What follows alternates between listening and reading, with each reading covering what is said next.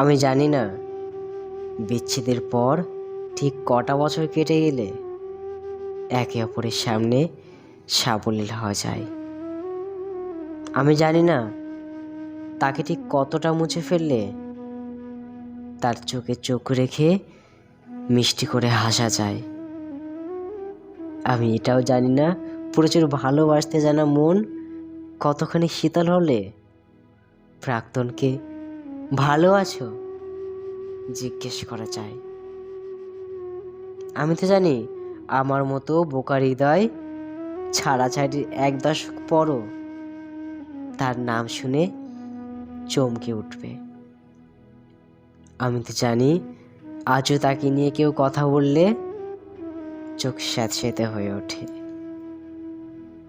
তার সাথে কথা বলতে গেলে জিভ তুতলে যায়, গলা শুকিয়ে ওঠে, পা টলমড় করে কাঁপতে শুরু করে।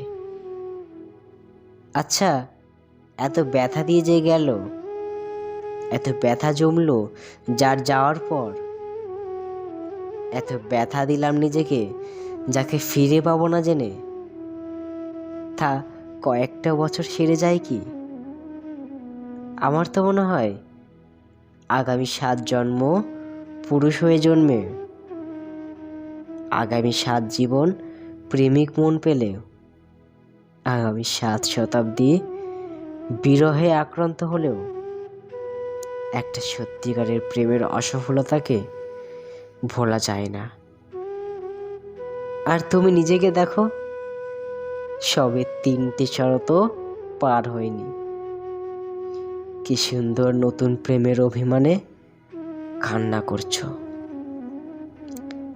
আমি জানি আমি তোমাকে আর ভালোবাসার অধিকার রাখি না। আমি জানি তোমাকে ভালো রাখার দায়িত্ব এখন অন্য কারোর মাথায়। আমি এটাও জানি এখন মুখোমুখি হলে তুমি আমায় নিয়ে কবিতা লিখবে না। তারপরও আমি আজও আমার সমস্ত সত্তা তোমার পায়ে উৎসর্গ করি। আমি আজও ভালোবাসি শব্দের পরে তোমাকে উচ্চারণ করি। আমি আজও প্রেমে থাকার মানে তোমার প্রেমে থাকা বুঝি। হয়তো এভাবেই সত্যি সত্যি প্রেমের অমরত্ব পাই, যেমনটা তুমি অমরত্ব পাও আমার একতরফা ভালোবাসায়।